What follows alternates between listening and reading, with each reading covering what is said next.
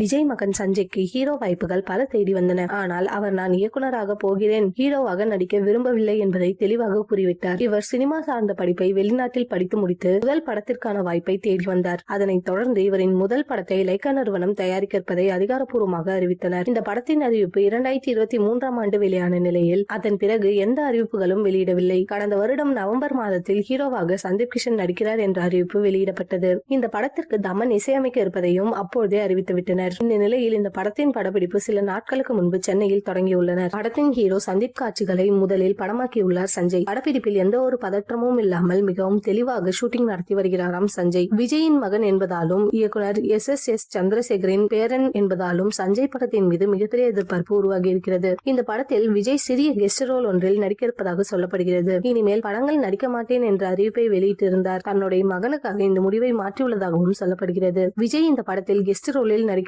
என்றால் படத்திற்கான எதிர்பார்ப்பு உச்சத்தில் சென்றுவிடும். இந்த படத்தில் இணைந்துள்ள ஹீரோ மற்றும் இசையமைப்பாளர் எல்லோருமே திறமையானவர்கள் என்பதால் படம் தரமாக இருக்கும் என கூறப்படுகிறது. தன்னுடைய முதல் படத்திலேயே முத்திரையை பதிப்பாரா என்பதை பொறுத்திருந்து பார்க்கலாம்.